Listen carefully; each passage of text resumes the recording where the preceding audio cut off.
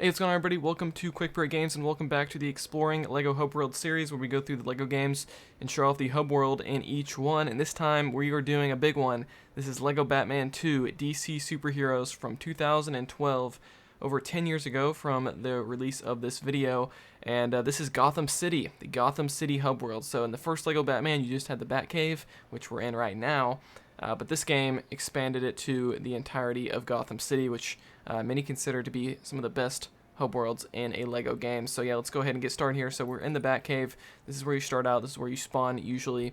Right here you have the old Bat computer, and this is pulls up a map of Gotham City. So you got this island right here, and you also have this other island right here, as well as this third island in the back. So that's kind of how the Gotham City is divided up. And then all these numbers here are the different levels within the game. This is how you would replay those if you want. If you missed a mini kit, need to get true, what is it called? True Superhero, I guess, in this game. I forget exactly what it's called. Or you need to get the citizens in peril to save. And then here are the significant locations within the city. So that's pretty cool that we have a map right there. And I believe you can also pull up the map yeah, you can always hit the pause button and then pull up the map that way as well, so that's kind of handy. So yeah, let's go ahead and explore around a little bit. So right here we have an elevator, which does not work in the hub world. I think you actually use that elevator in one of the story missions, if I remember correctly. And over here, this is where you create your own characters. So you have, you know, the characters hanging on like a little clothing rack. And here you can change and customize your own character, which is always cool. Up here, this leads to the bat plane, or really just the vehicle select. So if you go up here, you can select an aerial vehicle to spawn in right here on the Batcave. So we have Robin's helicopter, Batwing, Batcopter, etc. So that's always cool. And over here, if we make it back towards the middle, that's where we're going to call in our land vehicle, because there's three different types of vehicles in this game. You have your aerial vehicles, your land vehicles like your cars and stuff, like the Batmobile.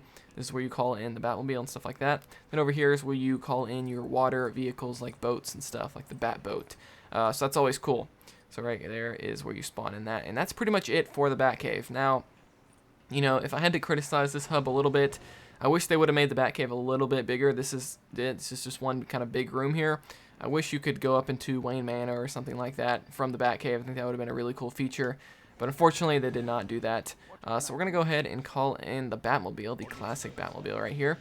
And this is just so cool. This is like one of the best aspects of this game, you know. So you're in the Batcave hanging out, and you're like, all right, let's go into action. Let's go out into the city. And look at that. We just left Robin behind. But here we are. So now we are out into the city, and we can drive around and basically kick some butt from some criminals. So yeah, it's really cool. So you have a bunch of civilians here, which is nice. You know, it's not like the Batman Arkham games where there's no civilians around. You actually do have civilians in the streets. You got silver Lego objects to destroy if you have your Bat costume that can destroy those. And so yeah, this game was kind of remarkable at the time. I mean, this was like the first. Oh, here we have some Poison Ivy goons right here. Let's take them out. And this is like the first truly open world Lego game. Like some of the hubs got pretty big, like with Lego Star Wars 3: The Clone Wars, but man, they really expanded things with this one. So if you hold down the character change button, which is Y on Xbox, you can actually pull up the full character roster. Now you have to have completed the story mode, so complete all the story missions. I believe there's 15 in this game, right? Yep. So if you can't pull up the character roster, that's because you haven't completed the story mode yet. So let's go ahead and play as Superman, and it plays the iconic music, which we actually better turn off just in case we get copyright struck here on YouTube. So let's turn that off. Yeah, so you can fly around as Superman. This is definitely the easiest way to get around the cities. Just play as a flying character. Now, the flying controls in this game are not the best. This was TT Games' first attempt at flying, so you know you gotta cut them some slack. So here is the Botanic Gardens, and so we'll show off this location. So obviously, you know, this hub is huge, so we can't show off every nook and cranny of it, but we will try to visit some of these significant locations. So this is the Botanic Gardens in here. This is where you would fight Poison Ivy, and so here is a character or costume switcher location. Let's see, how do we land here? There we go. The controls are a little bit weird in this game. So this is where Robin could switch to different suits. So that's cool. So let's fly up here and let's show off, I believe, Joker's area is over here. Yep. This is Joker's Funland, I believe it's called.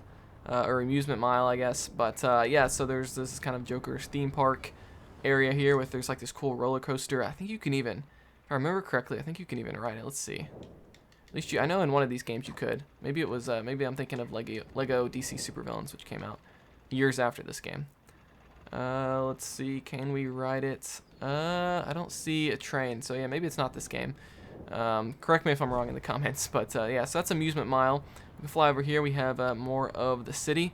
And again, this city, much like Lego Star Wars: The Skywalker Saga, which ended up coming out 10 years later, there's tons of stuff to do. There's gold bricks to find. So I think there's, what, 250 gold bricks in this game. Of course, some of them are just from completing the levels. Like if you get true superhero in a level, that gives you a gold brick, etc. But you can see here all these puzzles and stuff. These all give you gold bricks. So there's just tons of different things. It's very similar to Lego Star Wars: The Skywalker Saga, which just came out this year at the time of recording this, in terms of like just all the puzzles. Of course, Skywalker Saga takes this up another notch with you know, having over 25 different hub worlds. So yeah, they definitely took it up a notch in that game. But yeah, so let's continue flying around here, and yeah, there's just so much to do here. And again, like I said earlier, this was like a whole nother level. You know, you went from, you know, like Lego Pirates came out the year before this, and then you also had Lego Harry Potter, but those hubs did not come anywhere close to the scale that this game does.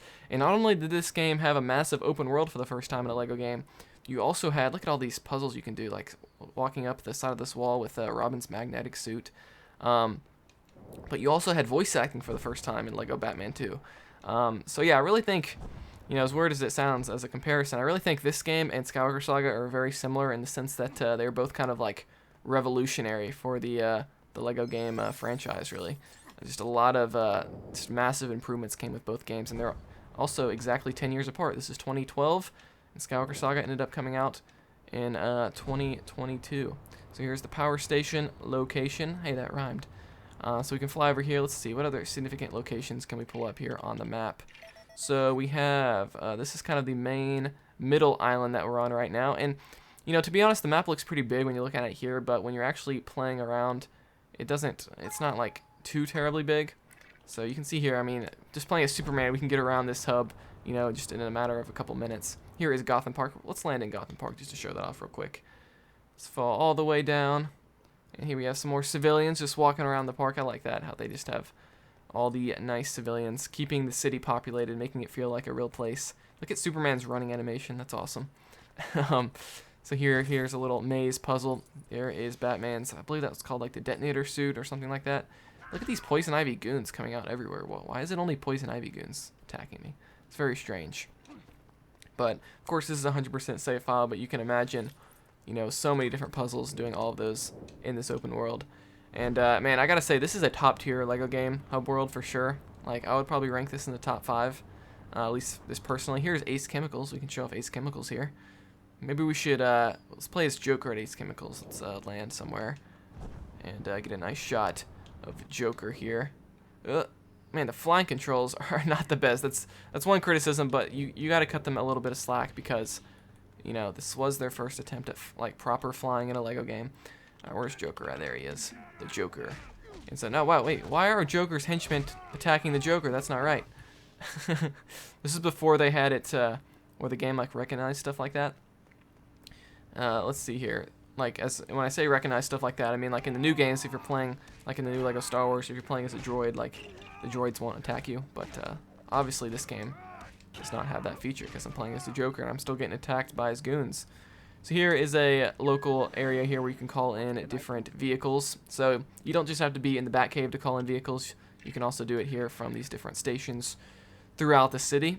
And let's see, is there another flying character we can get? Where's Supergirl at? I believe she's like one of the last characters you unlock in this game. You have to get like 100% completion, or you have to collect all the gold bricks, I think. Oh wait, that's Black Canary. There's Supergirl. Okay, there we go. Cool. Supergirl.